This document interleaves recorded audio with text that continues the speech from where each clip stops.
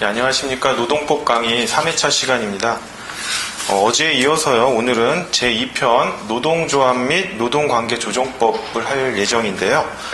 오늘 3시간 동안 이 부분을 완전히 마치도록 하겠습니다. 조금 이제 시간이 없긴 한데요. 그래도 최선을 다해서 3시간 동안 끝마치도록 하겠습니다. 개별적 근로관계에 관한 근로기준법과 달리 집단적 노사관계인 노동조합 및 노동관계조정법은요, 크게 3가지 부분이 문제된다고 할 수 있습니다. 단체 교섭, 단체 협약, 이 부분이 하나의 세트로 움직이면서 문제가 되고요. 그 다음에 쟁의행위 부분, 그 다음에 마지막으로 부당노동행위에 관한 것입니다. 부당노동행위는요, 그 자체가 시험 문제에 나온다기보다는 단체 교섭이나 단체 협약 또는 쟁의행위 부분에서요, 감초처럼 등장을 하게 되고요. 이 3가지 부분 외에 시험 출제가 가능한 부분은 조합 활동에 대한 부분이 아닌가 싶습니다. 개별적 근로관계에 대한 근로기준법에서는 제가 누누이 말씀드렸듯이 취업규칙, 그 다음에 포괄임금제, 징계와 인사명령, 이 3가지 부분이 가장 중요하다고 했는데요.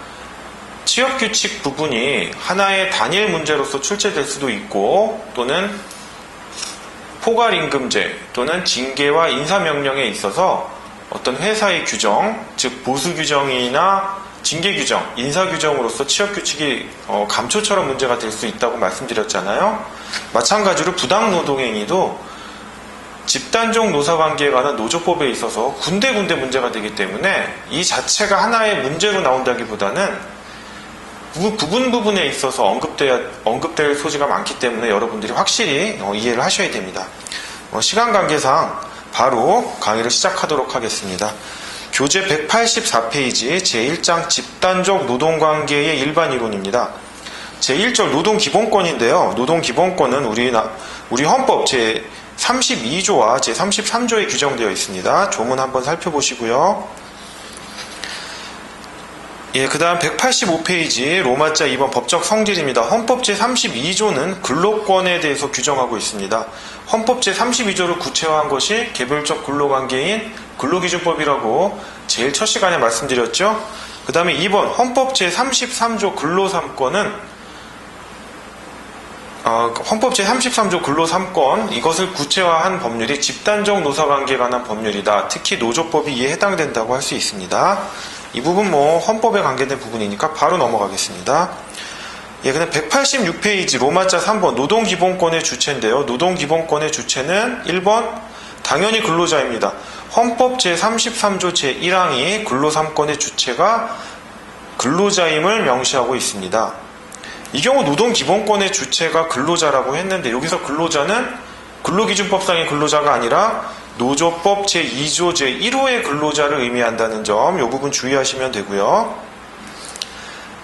노조법 제2조 1호의 근로자는 해고된 근로자뿐만 아니라 실업 중이거나 구직 중인 근로자도 포함된다라고 말씀드렸습니다. 여기서 해고된 근로자는 근로기준법상의 징계해고나 통상해고를 당한 자가 아니라 어떤 자? 부당노동행위로서 부당해고를 당한 자만이 의미한다라는 점, 그리고 기업별 단위 노동조합에서 문제된다는 점, 그 부분 음영으로 된 박스 부분 확인해 주시기 바랍니다. 네, 186페이지 하단 음영 부분인데요. 간접 고용 형태에 있어서 집단적 노동관계의 인정 실익인데 이 부분 첫 시간에 설명드렸듯이요.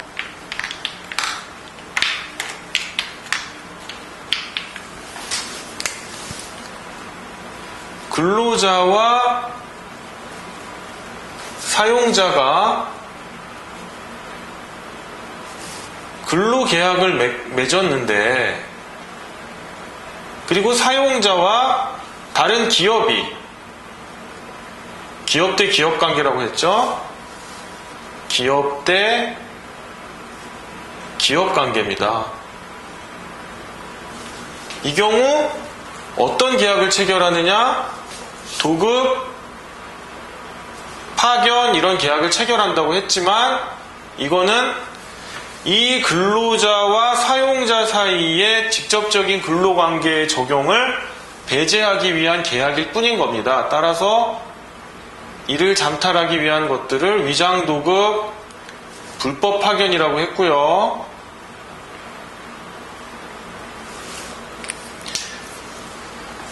이 경우 사용자는 파견사업주,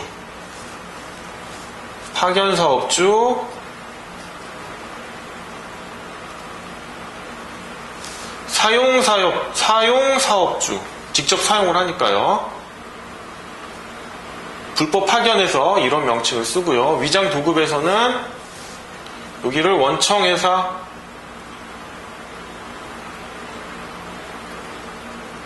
라고 부른다고 했습니다. 자, 이런 간접 고용 형태에 있어서 이런 경우를 간접 고용이라고 하는데, 집단적 노동관계 인정 실익은 실질적으로 고용은 여기서 일어났거든요. 고용은 여기서 일어났는데 사용은 여기서 일어난단 말입니다. 이 경우 이 근로자가 백날 이 사용자한테 근로기준법상의 권리나 노조법상의 권리를 주장해도 껍데기인 경우가 많아요. 재산도 없고. 따라서 이 사용자에 대해서 집단적 노동관계, 즉 집단적 노사관계, 노조법상의 권리를 주장할 수 있게 하는 것입니다. 그래서 간접고용 형태에 있어서 집단적 노동관계를 인정해 주려고 하는 판례들이 속속 등장했고요. 심지어는 첫 시간에 말씀드렸듯이 현대미포조선이나 현대자동차 사건에서 이러한 집단적 노사관계뿐만 아니라 근로기준법까지도 적용하려고 하는 시도가 묵시적 근로계약이 인정된다라는 상당히 진일보한 판례가 등장하고 있다고 했습니다. 집단적 노사관계만 인정된다면 노조법상의 권리만 주장할 수 있는데, 이렇게 개별적 근로관계인 근로기준법까지도 적용을 인정하면 이 사용자는 거의 직접 고용과 같은 형태의 의무를 부담할 수밖에 없는 것입니다. 자, 이러한 것을, 자, 음용 부분 박스 보시면요. 이렇게 집단적 노동관계를 인정해주는 실익은 이 사용자에 대해서 노조법상 단체교섭 의무를 부과하고 이를 거부하는 경우에 이 사용자를 상대로 쟁의행위 또는 부당노동행위 성립을 인정해주기 위한 것입니다. 묵시적 근로계약까지 성립한다면 근로기준법상의 권리까지도 당연히 근로자는 주장할 수 있겠죠. 그 다음 187페이지로 가셔서요. 외국인 근로자도 당연히 노동기본권의 주체가 됩니다. 노동기본권입니다. 노조법상. 예, 그 다음에 근로자단체는요, 노동기본권의 주체는 근로자 개개인뿐만 아니라 널리 근로자들의 결합체인 근로자단체도 포함되며, 여기에서 근로자단체는 법상 설립신고를 마친 노동조합에 한정되는 것이 아니다. 특히 노동조합은 집단적 단결권, 단체교섭권, 단체행동권의 주체가 된다. 이 부분 체크해 두시기 바랍니다. 자, 그 다음에 공무원은요, 4번 공무원은 특별법이 있기 때문에 특별법에 따라 보장되고, 그 다음에 5번 주요 방위산업체에 종사하는 근로자 역시 한번 읽어보시면 됩니다. 그 다음 188페이지 넘어가셔서요. 근로 3권의 내용인데, 이 부분 헌법 시간에 많이 했지만요. 헌법에서는 이 부분이 노동법하고 겹치니까 문제로 나오기가 쉽지가 않습니다. 그래서 노동법 시간에 비록 헌법에 관계된 부분이지만 저희가 짚고 넘어가야 되는데요. 근로 3권은 가장 중요한 게 단결권, 단체 교섭권,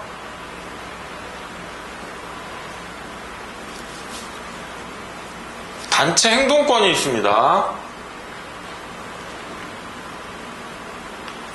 흔히 말하는 단체 행동권이 바로 쟁의행위라고 할 수 있는데요. 단체 행동권은 쟁의행위보다 넓은 개념입니다. 우리가 일반적으로 이해하기 쉬우니까 쟁의행위 그러는데, 실은 단체 행동권은요, 조합활동,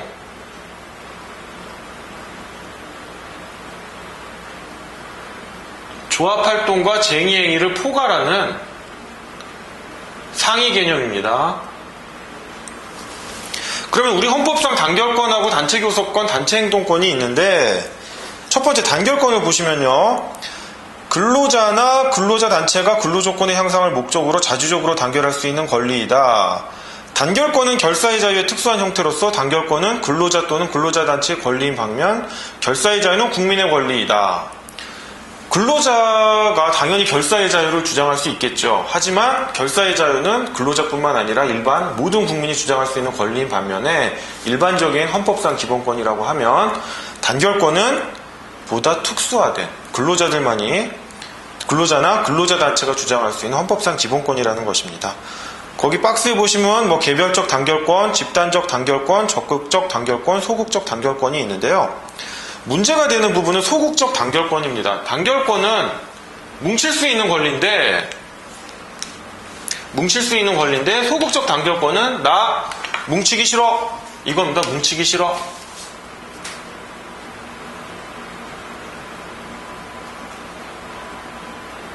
자, 우리가 뭐 국적 선택의 자유, 뭐 국적의 자유 이런 얘기하죠. 헌법 시간에. 그럼 소극적인 국적의 자유는 무국적의 자유죠. 이런 식입니다. 소극적 단결권은 단결 안 하겠다 이건데 헌법재판소가 소극적 단결권을 인정한다, 부정한다? 부정한다.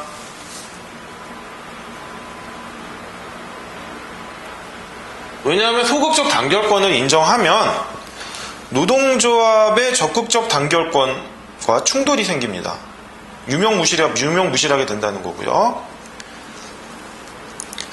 그 다음에 소극적 단결권의 인정 여부에 3번 동그라미 보시면 소극적 단결권은 헌법 제10조 행복추구권에서 파생되는 일반적 행동의 자유 또는 제21조 제1항의 결사의 자유를 통해서 보장될 수 있으므로 기본권 충돌의 문제가 발생할 수도 있다.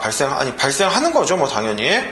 그러나 일반적 행동의 자유는 보충적 자유권에 해당하며 헌법 제33조의 단결권은 제21조의 결사의 자유에 대한 특별법적 지위가 인정되므로 노동조합의 적극적 단결권은 근로자 개인의 단결하지 않을 자유보다 중시된다. 따라서 노동조합에게 적극적 단결권을 부여한다고 하여 이를 두고 곧바로 근로자의 단결하지 아니할 자유의 본질적인 내용을 침해하는 것은 아니다. 이런 겁니다. 즉, 이 헌재 판례를 설명드리면요. 적극적 단결권, 노동조합에 근로자 개개인은 사용자에 대해서 힘이 없습니다. 사용자들은 부와 권력을 다 지니고 있기 때문에 힘이 없죠. 그러려면 뭉칠 수밖에 없습니다. 집단적인 위력을 보여줘야 되는데 노동조합의 적극적 단결권이 1번 근로자의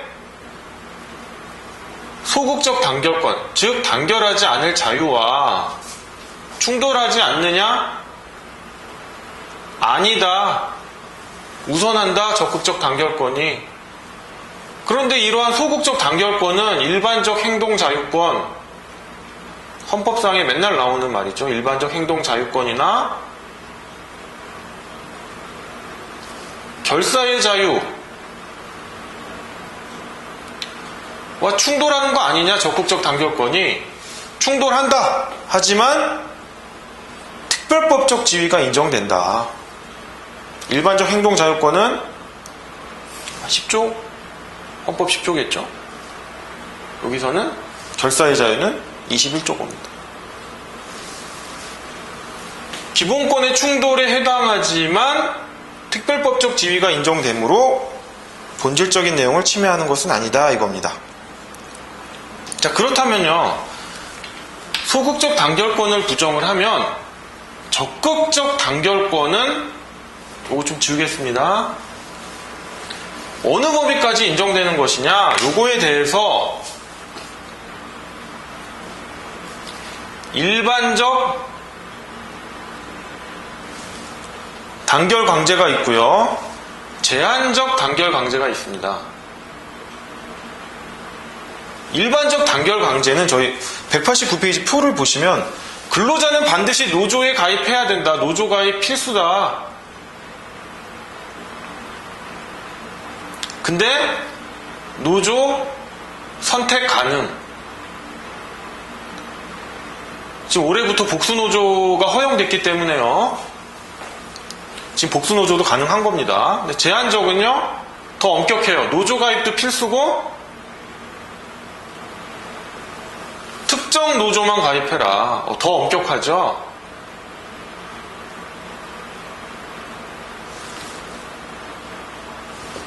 그러니까 어느 게 더 근로자한테 근로자의 기본권을 침해하겠어요? 이게 더 침해하겠죠? 왜? 선택의 자유를 부정하니까. 선택의 자유 부정.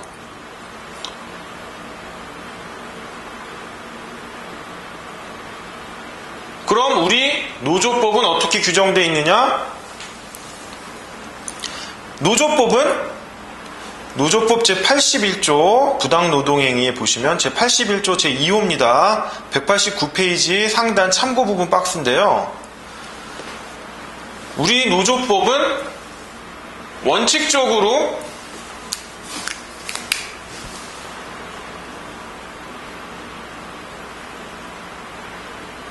(81조 2호인데) 원칙이 제한적 단결 강제를 인정합니다. 뒤에 가시면 좀 자세히 하겠는데요. 뭐 유니온샵, 클로우즈드샵 있는데 일반적 단결 강제랑 제한적 단결 강제랑 뭐 클로우즈드샵, 유니온샵은 개념이 다른 겁니다. 자, 우리나라 노조법 제81조 제2호는요. 제한적 단결 강제를 원칙적으로 어떻게 한다? 부당노동행위의 일종으로 금지를 합니다.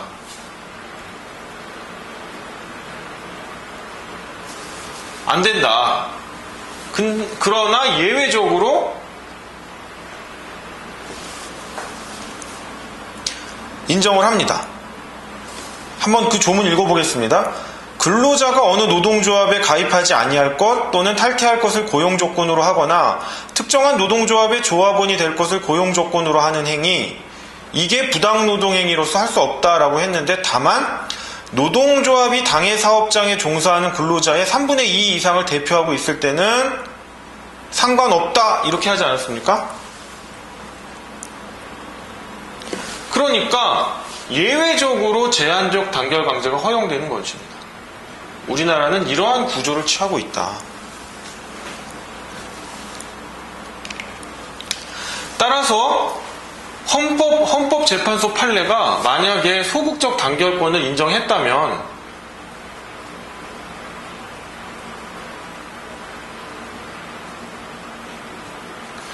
바로 이 노조법 규정하고 충돌이 생기죠.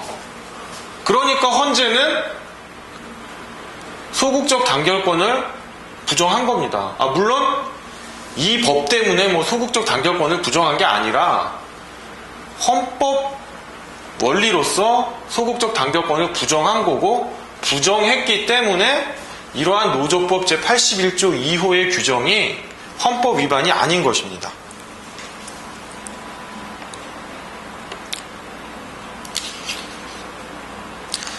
자, 그러면 189페이지 설명을 마치고요. 190페이지 단체 교섭권입니다. 단체 교섭권 세 번째 줄부터 보겠습니다. 단체 교섭권의 주체는 근로자가 아닌 근로자 단체이다 이렇게 되어 있는데요. 잠깐 지우겠습니다.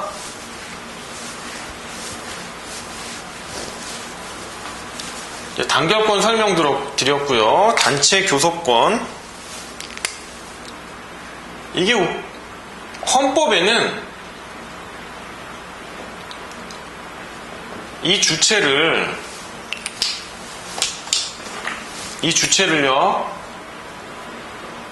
근로자라고 규정하고 있어요. 근데 근로자가 단체 교섭을 하는 건 아니거든요. 단체 교섭이란 건 뭐다? 단체 협약을 체결하기 위한 전 단계예요. 서로 막 교섭을 하면서 협상을 하면서 합의된 내용을 서면화한 게 단체 협약입니다.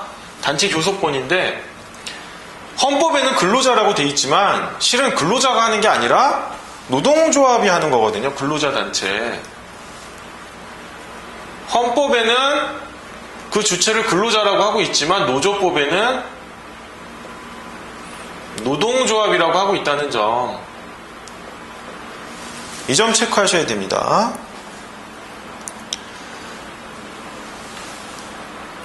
그 다음 법에 의하여 설립되지 않은 노동조합에게도 법외 노조입니다. 법외 노조. 이걸 법외 노조라고 부릅니다.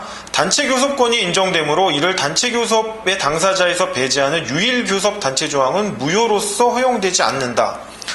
다만 법에 의하여 설립되지 않은 노동조합은 사용자의 단체 교섭 거부 등의 행위를 이유로 한 부당노동행위 구제 신청을 할 수 없다. 이 부분 그냥 밑줄만 쳐주시고요. 제가 나중에 설명드리겠습니다.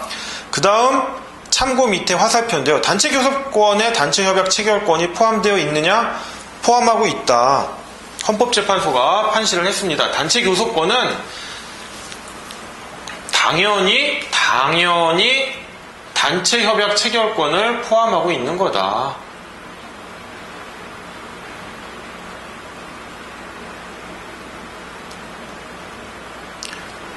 제가 강의 처음에 말씀드렸듯이 단체 교섭하고 단체 협약은 같이 움직이는 겁니다. 그래서 문제를 내더라도 물론 사안에서 단체 교섭, 단체 협약만 문제되는 쟁점을 낼 수도 있지만요.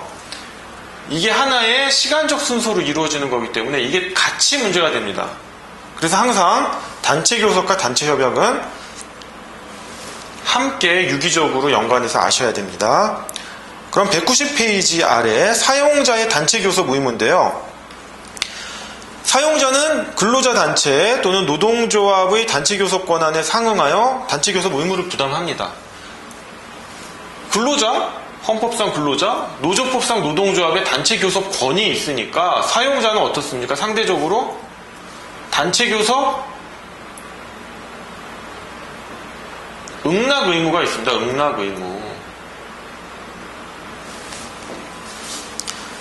단체 교섭 응납 의무라는 건요. 응납은 승낙한다 이게 아닙니다. 내가 이런 식으로 단체 교섭하고 단체 협약 체결해 그러면 거수기 모양? 알았습니다. 이게 아니라 일단 단체 교섭 협상 자리에 나와라. 나와서 서로 간에 합의를 보자 이거지 승낙이 아닙니다. 단체 교섭의 응납 의무는 단체 교섭에 응할 의무입니다. 응할 의무. 그 다음에 성실 교섭 의무 노조법상 있죠. 관계되는 부분에서 하겠습니다. 성실 교섭 의무. 그 다음에 단체 교섭이 체결되면 단체 협약 체결 의무가 있습니다. 단체 협약은요 뒤에서 배우겠지만 서면으로 해야 됩니다. 서면으로 신고도 해야 되고 뭐 묵시적 이런 거 없습니다. 구두라는 거 한다거나. 네, 그 다음에 191페이지 단체 행동권인데요. 단체 행동권. 자, 두 번째 줄부터 보시면요. 단체 행동권은 쟁의권과 조합 활동권을 내용으로 한다. 제가 아까 말씀드렸죠. 단체 행동권은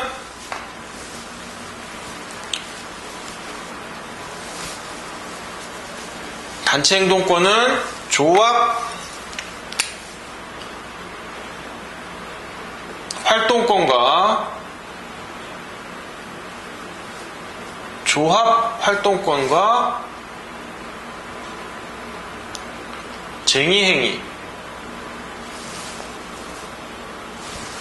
쟁의행위를 할 수 있는 권한인데요.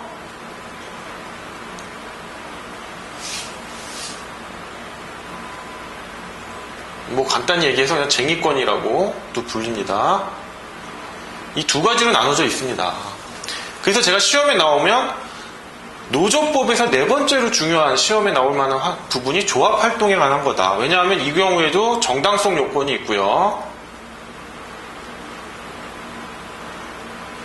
이 부분에도 정당성 요건이 있습니다. 이게 각각 조금씩 다릅니다. 이 부분을 숙지를 해 주셔야 됩니다. 자, 참고 부분 보시면 쟁의권과 조합활동권의 차이가 있습니다. 이 개념 숙지하셔야죠. 쟁의권은 사용자 업무의 정상적인 운영을 저해하는 겁니다. 조합활동권은 사용자 업무의 정상적인 운영을 저해하지 않는 범위 내에서 하는 겁니다. 근데 로마자 5번 근로 3권 상호 간의 관계인데 이거 한번 읽어만 보시면 됩니다. 이 셋 중에 누가 우선하냐인데 별로 실익은 없는 논의 같습니다. 실무에서. 자, 넘어가겠습니다. 192페이지 제2장 노동조합입니다. 노동조합은요, 노동조합의 성립 요건으로 세 가지가 있습니다. 이 세 가지를 아셔야 되는데,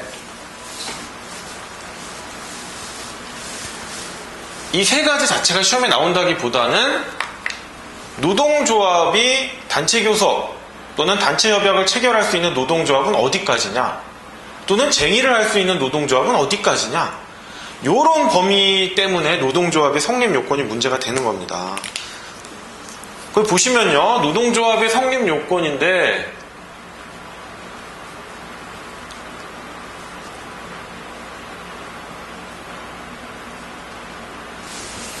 일단 적극적 요건이 있습니다. 당연히 이걸 구비해야 되고요. 그 다음에 소극적 요건이 있습니다. 그 다음에 형식적 요건이 있습니다. 근데 이 적극적 요건과 소극적 요건을 합쳐서 그냥 실질적, 형식과 실질, 대비되는 말이죠. 실질적 요건이라고도 합니다. 요게 머릿속에 딱 들어가 있으셔야 됩니다. 적극적 요건은 노조법 제2조 제4호 본문입니다. 주체성, 자주성, 목적성, 단체성의 적극적 요건을 구비해야 된다. 아셔야 되고요. 소극적 요건은 노조법 제2조 제4호 단선될 결격사유입니다. 이런 요건이 있으면 노조로 볼 수 없다. 그 다음에 형식적 요건은 행정관청에 규약을 첨부한 설립신고서를 제출하여 설립신고증을 교부받았을 경우, 설립신고서가 접수된 때 설립된 것으로 본다. 이게 객관식 시험에 잘 나와요. 설립신고증을 교부받았을 때 설립된 게 아니라 설립신고서가 접수된 때 설립된 것으로 본다. 즉 설립신고증은 이때 교부받았지만 그 교부에 따른 노동조합 설립의 효력은 설립신고서 접수 시 그 부분입니다. 자, 적극적 요건은 뭐냐면요, 193페이지 로마자 2번 적극적 요건, 근로자 주체성입니다. 두 번째 줄, 노조법상 근로자만이 노동조합의 조합원이 될 수 있다라는 겁니다. 그러니까 다른 사람들이 들어오면 노동조합이 아닌 거죠. 제3자가 들어온다거나. 자, 그러면 음영 부분 한번 잠깐 볼까요? 193페이지 음영 부분. 그 골프장 캐디가 항상 문제가 됐는데요. 골프장 캐디는 근로기준법상 근로자는 아닙니다. 하지만 노조법상 근로자에 해당합니다. 그게 왜 그러냐면 저도 골프를 안 쳐서 잘 모르겠는데요. 이렇다고 하대요. 골프장을 운영하는 골프장 회사가 있다라고 치면 캐디가 골프장 회사에 고용된 게 아니라고 합니다. 여기에 고용된 게 아니고 손님이 오면 이 손님한테 돈을 받는다고 하더라고요. 그러니까 실질적으로 사용 종속 관계는 이쪽에서 발생하는데, 그렇다고 해서 캐디가 골프장 회사 지시에 안 따르는 건 아니거든요. 그러다 보니까 근로기준법상 근로관계는 인정되지가 않는데 집단적 노사관계는 인정되지 않느냐, 노조법상. 그런 겁니다. 그래서 캐디는 근로기준법상 근로자는 아니고 노조법상 근로자이다. 이 부분. 네, 그 다음에 194페이지 넘어가겠습니다. 여기 나왔죠? 바로 노조법상 근로자는 문제되는 자가 누구냐? 해고의 효력을 다투는 자다. 이때 해고의 효력은 네 번째 줄 보시면, 왜냐하면 노동조합 활동과 무관한 개인적인 사유로 징계해고를 당한 자 또는 해고에 정당한 이유가 있는 자가 해고 무효 확인 소송을 제기하면서 조합원 자격을 유지한 채 단체 교섭과 연계해 복직을 요구하는 폐단을 차단하기 위해서이다. 따라서 해고의 효력을 다투는 자는 1. 부당노동행위로 인한 부당해고를 당해 2번 노동위원회에 부당노동행위 구제 신청을 하고 3번 중앙노동위원회에 재심판정 전이라는 요건을 구비해야 한다. 그게 바로 노조법 제2조 제4호 라목 단소에 있는 해고의 효력을 다투는 자로서 노조법상 근로자로 인정되는 겁니다. 이건 법상 그런 거고요. 만약에 단체 협약에서 우리는 부당노동행위로서 해고뿐만 아니라 근로기준법상 해고, 징계해고나 통상해고를 당한 자도 해고의 효력을 다툰다면, 해고 무효 확인 소송을 통해 해고의 효력을 다툰다면 종국 확인 판결이 날 때까지 근로자로 보겠다라고 해서 단체 협약에서 폭넓게 보면 그것도 유효한 겁니다. 폭넓게 봐주는 거니까. 자, 나번 실업 중 또는 구직 중인 자도 노조법상 근로자에 해당되고요. 다 연합단체의 구성원 한번 읽어보시면 됩니다. 그 다음에 2번 195페이지 2번 자주성, 그 다음에 3번 목적성. 노동조합은 근로조건의 유지 개선 기타 근로자의 경제적 사회적 지위의 향상을 도모함을 목적으로 하여야 합니다. 그러니까 정치 파업 같은 건 안 된다는 거죠. 그 다음 196페이지 단체성입니다. 단체성. 두 번째 줄, 노동조합이 최소한 비법인 사단으로서의 실체를 갖추어야 권리 능력의 주체가 될 수 있다. 그리고 단체성에는 계속적 결합체로서의 단체의 조직적 계속성이 있어야 하므로 일시적 목적 아래 결성된 일시적 쟁의단은 노동조합으로서 설립될 수 있는 단체성을 갖추지 못하였다고 본다. 자, 일시적 쟁의단은 노동조합이 아닌 겁니다. 여기다 쓸까요? 일시적 쟁의단.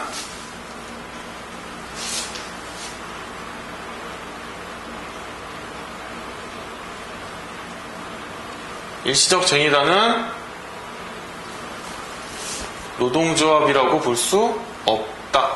이때 노동조합은 엄밀히 말하면 노조법에 따른 노동조합이니까 이거를 다른 말로 법내 노조 이렇게 합니다. 법내 노조. 법이 인정하는 범위 내의 노조다. 법내 노조. 자, 196페이지 돌아오셔서 중간. 또한 노동조합은 그 규약이 정하는 바에 의하여 법인으로 할 수 있다. 그러나 법인으로 할 경우에는 등기를 하여야 한다. 이게 무슨 차이가 있냐면 단순히 노동조합 재산의 소유 형태는 법인으로 등기를 하면 법인인 노동조합의 단독 소유인 겁니다. 그러나 법인으로서 등기를 안 하면 노동조합은 비법인 사단이기 때문에 비법인 사단의 소유 형태는 총유, 합유, 공유 중에서 총유죠. 총유. 조합원, 노동조합의 총유에 해당되는 겁니다. 그럼 간단히 상식, 민법상 조합은 재산관계가 어떻게 될까요? 조합은 민법상 조합은 합유입니다. 이렇게 외우세요. 조합, 합유 이런 식으로. 노동조합은 조합이니까 합유다? 아니다. 노동조합은 비법인 사단이니까 총유입니다. 자, 음용 부분. 조합원이 1인인 노동조합의 허용 여부 인정할 수 없다. 대법원도 동일한 입장입니다. 그 다음에 소극적 요건인데요. 197페이지에 자, 이러한 요건 노조법 제2조 4호 가목에서 마목까지 해당되는 경우에는 노동조합으로 볼 수 없다는 것입니다. 1번 사용자 또는 항상 그의 이익을 대표해 행동하는 자의 참가를 허용하면 안 되죠. 이 사람들은 당연히 노동조합이 될 수 없고요. 넘어가셔서 보시면 그렇다면 노조법상 사용자란 뭐냐? 노조법상 사용자란 잠깐 197페이지에 노조법상 사용자 보겠습니다. 1번에 나 사용자입니다. 두 번째 줄 노조법상 사용자는 노동조합의 상대방으로서 단체교섭 및 단체협약의 당사자 및 부당노동행위 금지의 의무자 및 구제명령의 이행자를 의미하는 반면 근로기준법상 사용자는 근로계약의 당사자 및 책임의 주체를 의미한다. 이 부분 확실히 숙지하시고요. 그럼 노조법상 198페이지에 노조법상 사용자는 사업주, 사업 경영 담당자, 기타 근로자에 관한 사항에 대하여 사업주를 위하여 행위하는 자 이렇게 되어 있는데 사실 사업주나 사업 경영 담당자는 크게 문제가 안 됩니다. 근데 이 문제는 사업주를 위하여 행위하는 자인데 대법원은 이 사람들의 정의를 어떻게 내리느냐? 박스에 보시면 근로자의 인사, 급여, 후생, 노무관리 등 근로조건의 결정 또는 업무상의 명령이나 지휘 감독을 하는 등의 사항에 대하여 사업주로 일정한 권한과 책임을 부여받은 자라고 규정하고 있습니다. 이게 근로기준법에도 유사하게 정의가 되어 있죠. 22페이지 보시면 22페이지에서도 정의가 되어 있습니다. 자, 박스 하단 보시면요.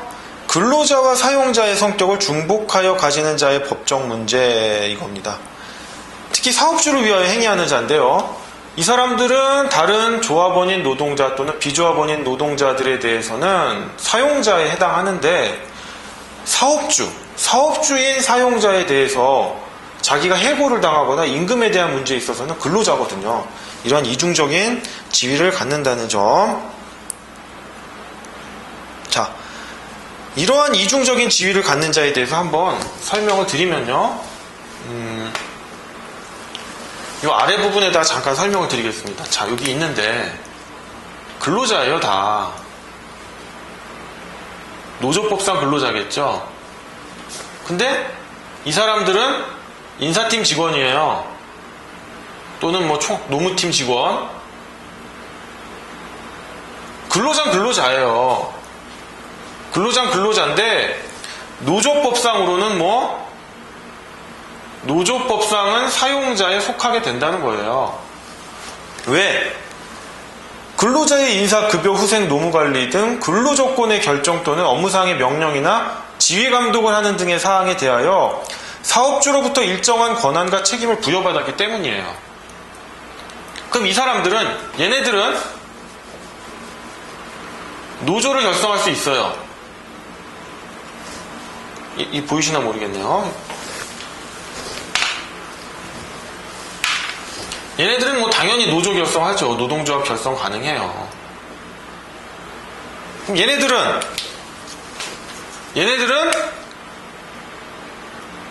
이 노조에 갈 수는 없어요. 성격이 다른 애들이니까. 같은 근로자라고 하더라도 성격이 달라요. 사용자에 들어가니까. 그러면 얘네들만으로 구성된 노동조합이 가능한가? 가능하다는 거예요. 복수노동조합 문제에 걸리지 않습니까? 복수노조 허용됐잖아요. 가능합니다. 그 부분이 동글뱅이 2번입니다.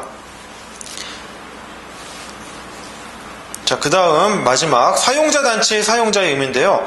노조법 제2조 3호에 사용자단체라 하면 노동관계에 관하여 그 구성원이 사용자에 대하여 조정 또는 규제할 수 있는 권한을 가진 사용자단체를 말한다라고 했는데 여기에 사용자는 사업주만을 의미한다는 점 조문을 통해서 아시기 바랍니다. 자, 그럼 199페이지 넘어와서요. 2번 경비의 주된 부분을 사용자로부터 원조받는 경우, 이 경우는 왜 안 되냐면 경비의 주된 부분을 노동조합이 지원을 받으면요 사용자 입김에 놀아날 수밖에 없어요. 이게 바로 부당노동행위에 있어서 지배개입입니다. 부당노동행위는 맨 뒤에 있는데 계속 지금 제가 설명드리죠. 부당노동행위. 그 유형 아셔야 됩니다. 1호부터 5호까지. 자, 지배개입은 4호예요. 4호. 부당 제81조 제4호.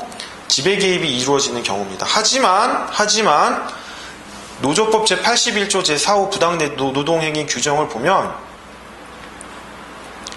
단서 부분 있죠? 조문 보시면, 참고 부분 조문 보시면 단서 부분은 예외적으로 사용자로부터 원조를 받더라도 부당노동행위가 아니다.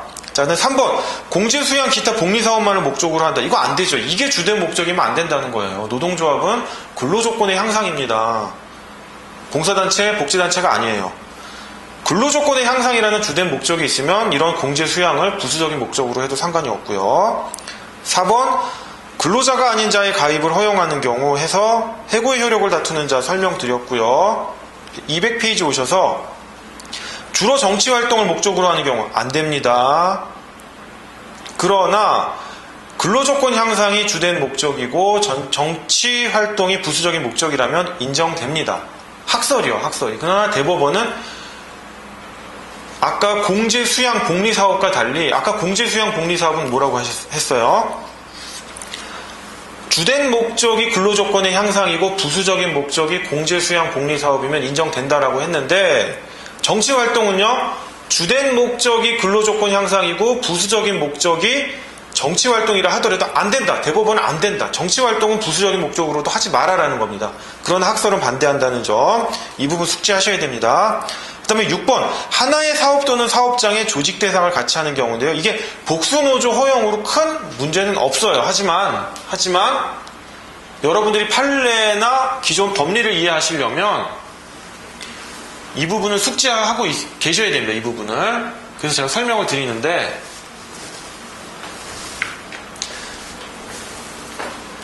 참고 부분 보시면요. 노조법 제5조에 노동조합은 자유롭게 설립할 수 있어요. 그런데 부칙에 2011년 6월 30일까지 노동조합과 조직 대상을 같이 하는 새로운 노동조합을 설립할 수 없다 이겁니다. 예를 들어서 현대차 이렇게 시작할게요. 물론 예입니다. 현대차가 이렇다는 게 아니에요. 현대차에 기업별 단위 노동조합을 만들었어요. 조합원인 근로자가 기업별 단위 노동조합을 만들어요. 현대차 노조. 이 용어도 용어 자체로 암기하셔야 된다. 기업별 단위 노동조합을 만들어요. 근데 일부의 근로자들이 얘네가 하는 게 마음에 안 들어요. 노동조합이 하는 게 마음에 안 들어서 금속노조 있죠. 상위. 이런 걸 용어를 아셔야 됩니다. 초기업적인 산업별, 직종별, 지역별 노동조합입니다. 초기업적인, 기업을 넘어서서 초기업적인 산업별, 직종별, 지역별 노동조합인데 이 경우에는 직종이 되겠죠. 금속노조니까. 여기에 금속노조, 현대차 지부 이렇게 만들었어요.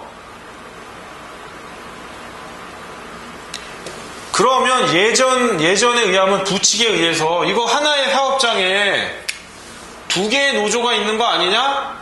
아니다였어요. 아니다. 원칙 아니다. 복수노조 금지, 해당 안 된다.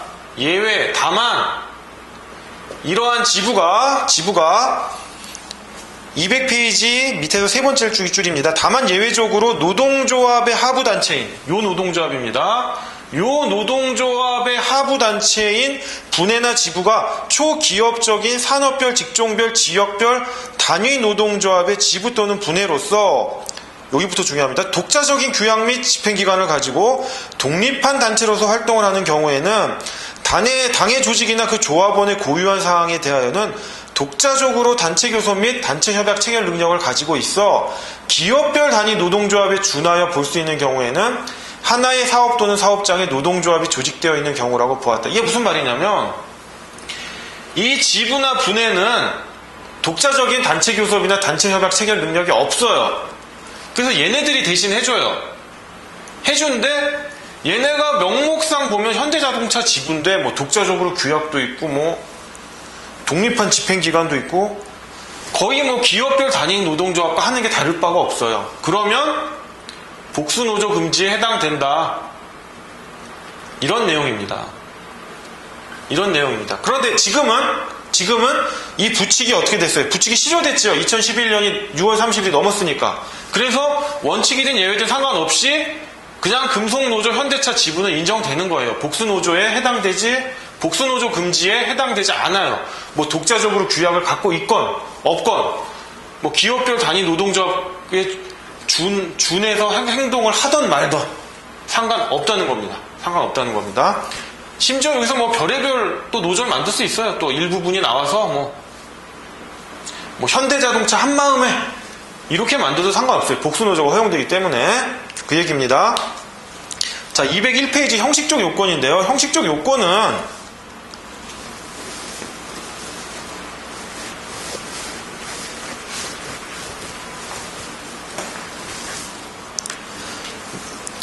이거 왜 하느냐? 노동조합 설립의 자유가 인정되는데 이거 노동조합 탄압을 하려고 하는 게 아니에요. 신고주의예요. 신고주의. 허가주의라면 탄압이겠죠. 내가 봐서 허가할까 말까. 근데 신고만 하면 돼요. 이거는 행정관청이 노동조합의 자주성과 민주성을 갖춘 조직으로 보호 육성하고 지도 관리, 감독하려고 하는 거기 때문에 이 형식적 요건이 뭐 노동조합의 활동을 제한하는 게 아닙니다.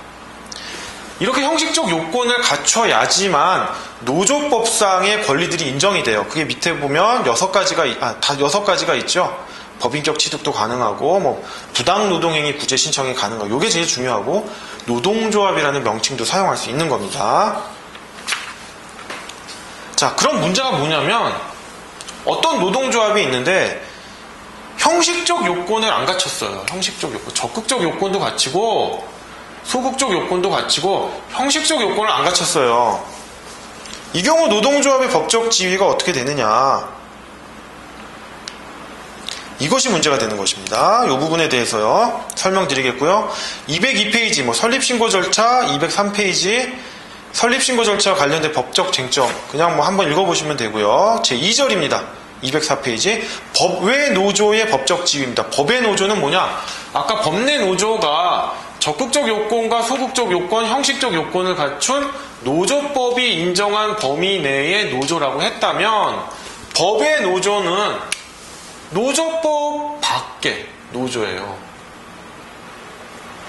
그럼 얘네들을 부정해야 되느냐? 그렇진 않거든요. 왜냐? 헌법상 단결권 등이 있어요. 단결권. 노조법상의 권리는 내가 인정받지 못하겠다. 아까 6가지라고 그랬죠? 부당노동행위 구제신청, 노동조합 명칭 사용 이런 거. 나는 그 권리는 포기하더라도 헌법상의 권리는 내가 주장을 하겠다. 법의 노조 생길 수 있죠. 자, 보시면 1번 의 노조법상 설립된 노동조합을 법내 노조라고 한다면 노동조합의 실질적 요건, 즉 적극적 요건과 소극적 요건은 구비하였지만 형식적 요건을 구비하지 못하여 노조법상 설립되지 못한 노동조합을 법의 노조라고 한다. 하지만 이러한 법의 노조도 실질적 요건을 갖춘 이상 헌법상 근로 3권에 따른 보호를 받아야 한다 이것입니다. 자, 205페이지 오시면요. 요건인데요. 그럼 도대체 법의 노조는 뭐냐? 형식적 요건을 결한 경우 또는 조금 어려워집니다. 여기서 적극적 요건도 있고 형식적 요건도 일부 갖춰요. 소극적 요건도 일부 갖춰요. 갖추는데 그 노조법 2조 4호 가목이랑 라목을 결의한 경우가 있어요. 라목입니다. 요거를 안 갖췄어요. 그 다음에 형식적 요건도 당연히 안 갖췄겠죠. 이 경우에도 법의 노조라는 거예요. 이 경우에도. 형식적 요건만 구비 안 했거나 형식적 요건과 소극적 요건 중 일부 가목과 라목을 안 갖춘 경우도 법의 노조다. 요 부분이 중요합니다. 왜냐하면 어떤 거는 얘한테만 인정이 돼요. 어떤 거는 또 얘한테만 인정이 돼요. 그래서 이 부분을 구별을 잘 해놓으셔야 돼요. 일단 법의 노조는 이 2가지 유형이 있다. 1번 유형과 2번 유형이 있다. 이 부분 체크하시기 바랍니다. 자, 그러면요. 205페이지 보시면 205페이지 법적 보호 보시면요. 법의 노조 많죠. 단결권, 단체교섭권, 단체행동권, 헌법상의 권리로서 인정되고요. 단체교섭권에는 단체협약 체결권이 포함되니까 단체협약 체결권도 인정되고 노조법 제3, 4조의 민형사 책임 면제, 구성원 개인의 부당노동행위 구제 신청, 소송 당사자 능력이 인정된다 이겁니다. 아까 부당노동행위 구제 신청 인정 안 된다면서요. 그거는 부당노동행위 구제 신청은요. 근로자 개인이 할 수 있고 노동조합이 할 수 있는데 노동조합이 할 수 있는 부당노동행위 구제 신청을 법의 노조가 못한다는 거지 법의 노조에 소속된 개개인의 근로자는 개개인의 근로자의 권리로서 부당노동행위 구제 신청을 할 수 있는 겁니다. 자, 음형 부분 보시면요. 아래쪽 헌법상의 보호만이 인정되어 헌법상 단체교섭권 및 단체행동권 행사는 가능하지만 노조법상 단체교섭권 및 단체행동권으로서 쟁의행위의 주체성은 인정되지 않는다. 이 부분 체크하시기 바랍니다. 자, 그 다음에 205페이지 가시기 전에요. 그 요건 부분 잠깐 중에서 240페이지를 잠깐 보겠습니다. 240페이지입니다. 240페이지.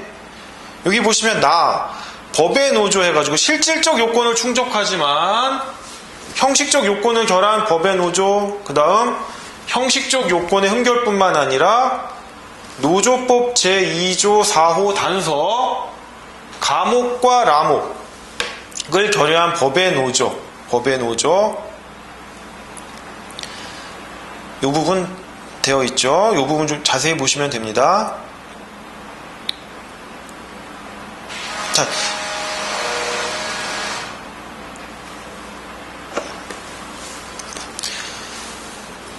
그런데요, 법의 노조 중에 1번, 우리가 1번 유형이라고 한 걸 보면 240페이지입니다. 1번 유형에서 이런 법의 노조는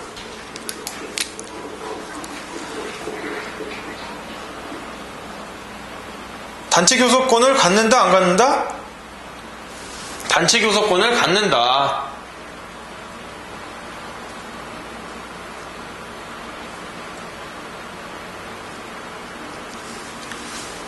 이 법의 노조는 단체 교섭권을 갖는다, 안 갖는다? 안 갖는다. 선생님 아까 단체 교섭권 갖는다며요. 헌법상 단체 교섭권 말씀드린 거고요. 노조법상 단체 교섭권입니다. 노조법상. 자, 법의 노조 중에 법의 노조는 1번 유형이든 2번 유형이든 상관없이 헌법상 단결권, 단체 교섭권, 단체 행동권을 가져요. 그러나 노조법상은 어떻게 된다? 형식적 요건만 결한 경우에는 단체 교섭권을 갖는다. 노조법상. 그러나 형식적 요건뿐만 아니라 소극적 요건 중 가목과 라목을 결여한 경우에는 단체 교섭권을 갖지 않는다. 왜 그러냐? 자, 240페이지 나 법의 노조 양괄호 2번입니다. 양괄호 2번의 셋째 줄 비록 소극적 요건 중에서 노조법 제2조 4호 단서 가목과 라목이 설립신고의 형식적 요건에 불과하지만 노조법 제29조 제1항의 단체 교섭을 가지는 노동조합은 같은 법 제2조 4호의 실질적 요건을 모두 구비해야 된다라는 법 규정 때문에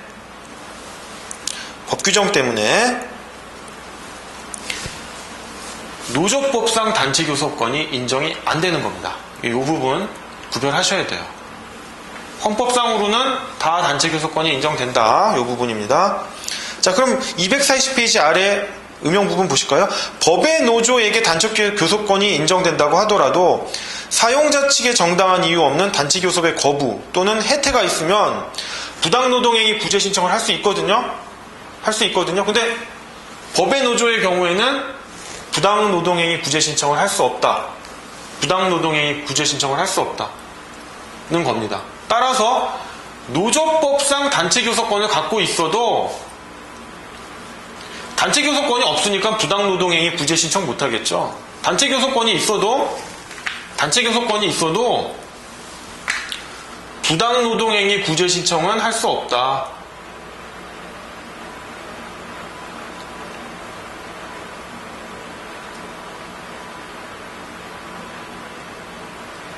이때 부당노동행위 구제 신청의 주체는 노동조합의 구제 신청입니다. 법의 노조에 속하는 근로자 개개인은요, 부당노동행위 구제 신청할 수 있어요. 근로자의 권리로서. 그러나 법의 노조는 노동조합의 권리로서 노동조합이 부당노동행위 구제 신청 못한다. 아까 말씀드렸죠? 그 경우는 노조법상 단체 교섭권이 인정되는 법의 노조의 경우에도 부당노동행위 구제 신청은 무조건 안 된다는 겁니다. 이 부분 구별해서 아셔야 됩니다. 네, 그러면은요, 다시 205페이지로 오셔서요, 205페이지 제3절 노동조합의 조직 및 운영입니다. 자, 규약은 조합의 자체적 규범이에요. 넘어가시면 206페이지, 207페이지, 208페이지, 209페이지까지 한번 쭉 보시면 됩니다. 이 자체가 시험에 나올 것 같진 않아요. 시험에는요, 규약과 단체 협약에서 조합원의 범위를 일치시키면 좋은데 일치시키지 않아요.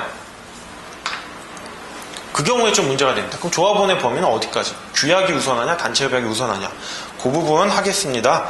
그 부분 하기 전에 210페이지 당선자 의결 무효 확인 소송의 피고 적격입니다. 자, 조합에서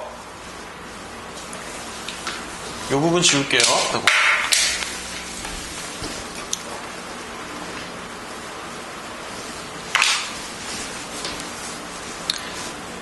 색깔을 파란색이 없네요. 자, 조합에서 조합장을 선출하잖아요. 조합장이라고도 하지만 이거는 일반적인 민법상의 조합을 말하는 거고 노동조합 대표자겠죠.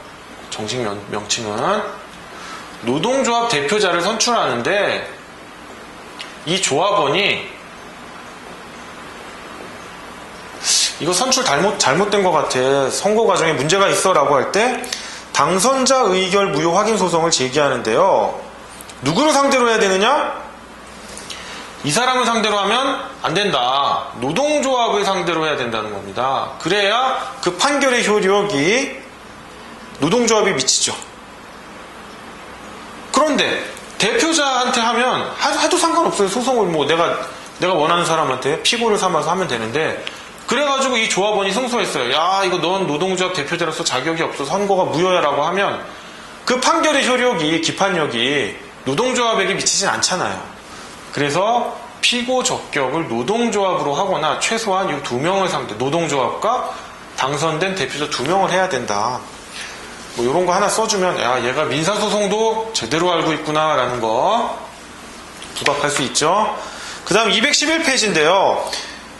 그 위에 상단에 보시면 규약에서 규정한 조합원 범위와 상이한 단체 협약의 효력인데, 단체 협약이 일단 우선한다는 거, 이 정도만 아시고 판례 한번 읽어보시고요. 자세한 거는 뒷부분에서 하겠습니다. 자, 그럼 212페이지.